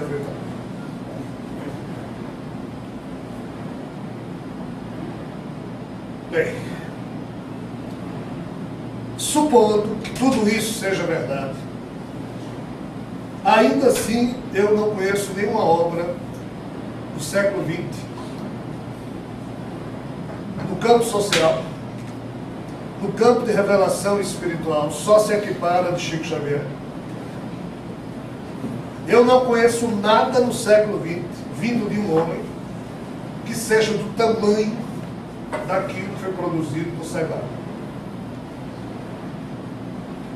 Ainda que tudo isso possa ser verdade, e não é. Mas só pelo bem que ele fez, eu acho totalmente estúpido e cretino, estou usando palavras fortes, que nós, seres humanos, tão carentes de pessoas que façam o bem, ainda não tenhamos aprendido que uma árvore que produz frutos recebe muita pedrada. E é impressionante como nós não fazemos a leitura do óbvio. Sai Baba viveu a vida inteira dele sem luxo, nunca viajou para canto nenhum a não ser para Uganda, nunca foi para Nova York, nunca foi para Paris. Foi um homem que se dedicou a vida inteira a receber 50, 60 mil pessoas por dia, desde seus 14, 15 anos. E a dar de si para essas pessoas. Aí, muitas pessoas começaram a dar dinheiro para ele. E ele construiu a maior obra que eu conheço no mundo. Mais de 80 milhões de pessoas hoje se servem da água encanada que ele criou ao redor de Puttaparthi, a cidade onde ele morava. Os melhores hospitais da Índia hoje estão em Puttaparthi, porque ele construiu escolas, métodos fantásticos. Tudo isso esse homem fez. E o próprio sobrinho dele, depois da morte de Saibaba, ficou surpreso ao abrir um quarto e encontrar dinheiro lá dentro.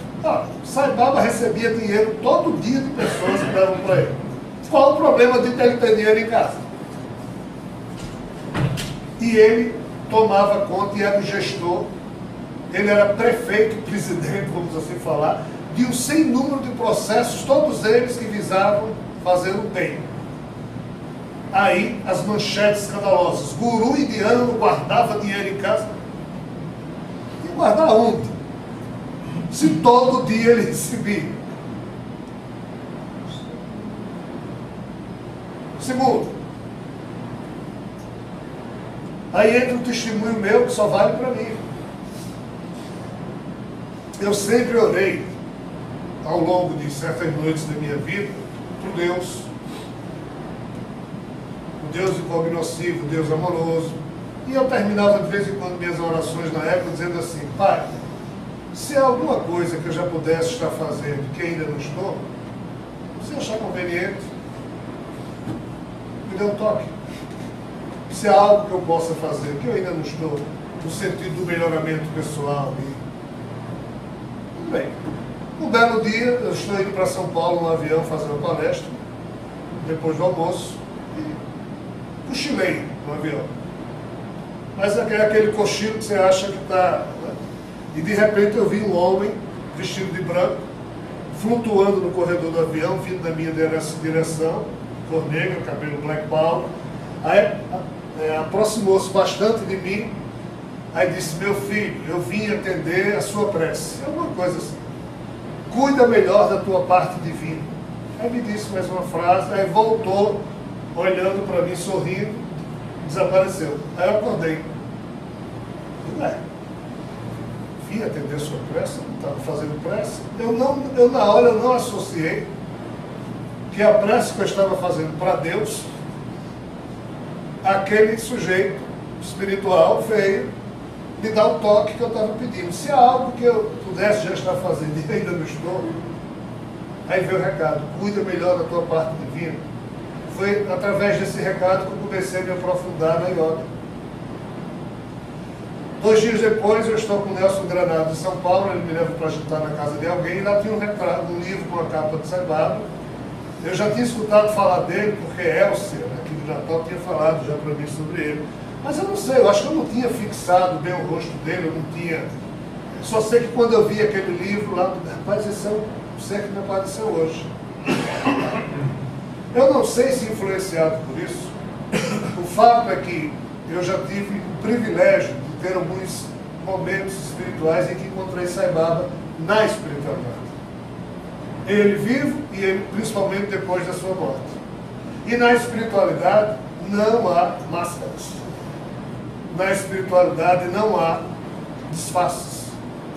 E o Saibaba que eu encontro na espiritualidade é alguém que ri disso e não tem nenhuma mácula no seu espírito. Tanto é que quando a gente vai se aproximando dele, a gente vai querendo venerá-lo, porque a sua energia amorosa é de uma radiação. Ou seja, se ele fosse isso que dizem que ele foi, ele não seria o ser que eu tenho o privilégio de vez em quando me encontrar na espiritualidade. Então é só um testemunho que eu estou dando. Terceiro aspecto: um Swami acusar Saibaba de ter praticado pedofilia. Pessoal, alguém que é verdadeiramente Swami jamais cometeria uma deselegância dessa com o pior assassino da espécie Homo sapiens. Nenhum Swami volta o seu dedo. Isso não, mas estão fazendo isso na Índia. A questão é: que estatura moral tem esses Swamis falsos para apontarem defeitos de quem quer que seja? Não estou me referindo especificamente a Saibaba. Quanto mais Saibaba, porque dos Swamis hindus ele era o mais conhecido, e ele às vezes, através das suas pregações, ele exortava todos a pararem de rir, porque os Swamis hindus competem. Um Swami é igual um pastor, hoje em dia, o que é lamentável. É igual um padre. Se um padre vai fazer uma missa na paróquia e não vai ninguém, o bispo liga para ele: rapaz, você é um padre muito sem futuro. Você não consegue trazer nenhuma ovelha para o seu rebanho. Como é que você vai ter a sustentabilidade das doações? Ou seja, no Suame tem que ter também pessoas que vão ao seu ashram. Infelizmente a vida virou isso. Então, respondendo objetivamente a você, todos os filmes que estão na internet, eu não conheço a procedência de seriedade de nenhum deles falando mal de Sai Baba. 2. As pessoas que acusam Sai Baba, a estatura moral delas diante da de Sai Baba, ou vendo o que elas fizeram e fazem em relação ao que Sai Baba fez, eu fico me perguntando se não é chantagem não paga que termina transformando ex-companheiros em delatores ou detratores da honra alheia. Afinal de contas, quem são as pessoas que falaram e falam mal de Sai Baba? E quem foi Sai Baba? Então, na hora que eu faço essa comparação, junto com o privilégio que eu tenho de certo ou errado perceber Sai Baba na espiritualidade, eu só posso fazer como ele, sorrir e lamentar, porque ninguém aqui na Terra consegue escapar disso. Sai Baba não está nem aí para nada disso. Essas grandes almas amam indistintamente do que recebem, eles dão de si sem esperar receber nada. Então, a resposta que eu posso lhe dar sobre Sai Baba é essa. Sobre Jesus, de fato, ninguém ao redor de Jesus, e ele próprio teve muita dificuldade quando aqui esteve, entre o povo judeu na época, de compreender o verdadeiro teor da sua missão. O povo judeu, na época de Jesus, era dividido em diversos segmentos culturais. Tinha os fariseus, os saduceus, os essênios, os zelotas, os samaritanos, os galileus. Então, cada grupo desses esperava do Messias uma atitude. Mas algo em comum, todos eles esperavam que viesse um Messias superpoderoso, que em usando os seus superpoderes, iria criar um exército de judeus para poder se defender da opressão romana. E Jesus fez exatamente o oposto. Além de não usar sua força, os seus superpoderes para criar um exército, ainda fez questão de ser o mais fraco e se deixar sofrer violências, em vez de usar os seus superpoderes para agredir. Então, nesse aspecto, nem os familiares de Jesus conseguiram compreender, porque Maria e os irmãos também esperavam isso dele. Quando ele não fez nada disso, e todo o legado dele se resumiu a um sepulcro vazio, e Jesus sofreu muito, porque sabia que estava trazendo sofrimento, principalmente para as pessoas que foram seus afetos humanos. Então, há todo um contexto de que Jesus não preencheu as expectativas da época. E essa coisa de que os judeus pensavam sobre Jesus é um problema tão complexo que até hoje os judeus ortodoxos acham que Jesus não foi o Messias. Por quê? Porque Jesus conseguiu não agradar ninguém. Jesus, quando morreu totalmente derrotado. Ninguém, absolutamente ninguém, à exceção de umas poucas pessoas, conseguiram manter a sua vibração respeitando Jesus. Quando ele ressuscitou, que mostrou poder, aí o grupo aumentou. E hoje, depois de todas as histórias e do endeusamento feito, ele parece esse Jesus em que todos nós admiramos. Mas o seu caminho na terra não foi fácil, não. Porque realmente a coisa é tão séria em relação à ignorância das pessoas da época em relação a Jesus, que quando Jesus morreu, os 11 apóstolos que sobraram, Judas já havia se suicidado, criaram a igreja de Jerusalém dizendo: os ensinamentos que Jesus deixou é só para os judeus. Somente os judeus podem ter acesso a esses ensinamentos. Só que Jesus, além de dos 12 apóstolos que ele tinha, e os 12 apóstolos quem eram? 11 eram homens da Galileia, como ele. E só um era da Judéia. A Galileia era a periferia do povo judeu. O pessoal da Judéia dizia, como algo de bom pode vir da Galileia? Os judeus da Judéia não tinham os judeus da Galileia como sendo judeus puros. Aí Jesus escolheu 11 pescadores simples da Galileia e um da Judéia. Esse um foi Judas que o traiu.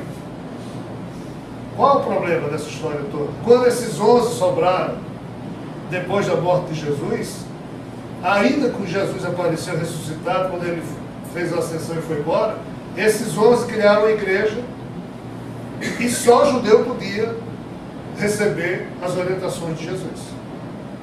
Mas além dos 12 apóstolos, Jesus tinha quase uma centena de discípulos. Esses discípulos não eram homens que tinham a formação cultural modesta dos apóstolos. Esses discípulos eram helenizados, ou seja, eram homens e mulheres que viviam em cidades onde a cultura grega predominava.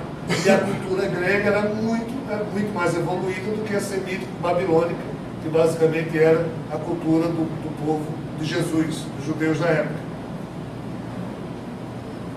Então, esses discípulos começaram a discutir com os apóstolos. Ei, a mensagem de Jesus não é só para judeu, não. Não, mas Jesus me dizia isso. Os discípulos diziam, a nós ele não disse isso não. Muitas confusões existiram até que Saulo se transforma em Paulo. E Paulo discute com os apóstolos e sai pelo mundo pregando a mensagem de Jesus. Levou a mensagem de Jesus para os gentios. Exatamente porque discordava da visão que os apóstolos tinham. Então, resta a seguinte interpretação. Jesus errou, dizendo que ele estava só para os judeus, e no caso daquela mulher, pela fé dele, ele abriu exceção? Ou será que esse episódio revela exatamente a dificuldade que ele tinha?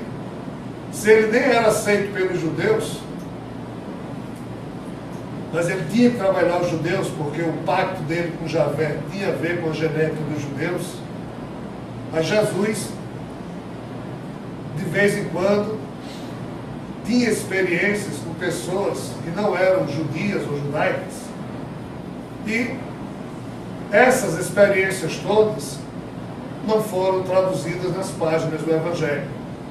Os evangelistas que escreveram é que escolheram quais momentos ou experiências colocar e deram a sua tônica, a sua visão pessoal. Ora, se a visão pessoal dos apóstolos já era equivocada em fazer com que a mensagem de Jesus fosse só para os judeus, se os evangelistas que escreveram os evangelhos estavam ligados a essa visão, também produziram nas páginas do evangelho esse mesmo equívoco.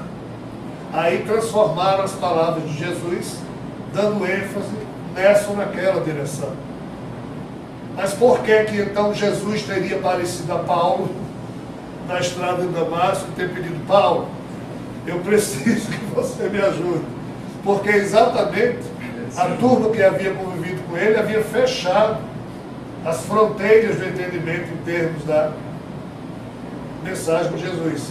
Então, na hora em que Jesus busca o Paulo, para Paulo acabar com a exclusividade dos judeus em relação ao legado de Jesus, então, se ele buscou Paulo é porque, das duas, uma, os judeus não entenderam o que ele queria, ou ele, enquanto esteve vivo, fez o que pôde, mas não foi compreendido, e só depois de morto, ressuscitado, é que pediu para Paulo fazer o que os apóstolos estavam fazendo, que era levar a mensagem dele para todos os povos da terra. Ok? É o que se pode dizer. Pessoal, 10 horas, aliás, 5 para as 10, eu acho que hoje a gente já falou muita besteira, como sempre. Diga ali. Ligeiramente. Em relação a Jesus. Quando ele diz assim, ninguém vai ao Pai, ninguém vai ao Pai, você por mim. Ele se dirigiu a Javé? Infelizmente. O Espiritismo dá uma outra interpretação, certo? Mas há essa perspectiva de que ele tenha falado isso em relação a Javé. Jesus falava de dois pais. Infelizmente, as religiões que surgiram escantearam Javé, o próprio Espiritismo fez isso, tanto que nem fala. E Javé ficou muito chateado até hoje por isso. Aí aqui foi criado o pai verdadeiro, o incognoscível, o amantíssimo. Mas há um aspecto que Jesus veio para fazer cumprir a vontade, não desse pai aqui, porque não foi esse pai que quis que Jesus fosse crucificado. O pai que queria que Jesus fosse crucificado é Javé. Tanto é que ele, na noite do desespero, diz: Pai, se possível, afasta de mim esse cálice. Mas ele diz: tá bom, eu não vim aqui fazer minha vontade, mas sim a sua. Esse pai aqui é Javé. Como Javé queria introduzir na terra o reino dele, ele parece que falou isso se referindo a Javé. Mas isso vai ser esclarecido ao longo das próximas 4 décadas, viu? Não é nessa noite, não.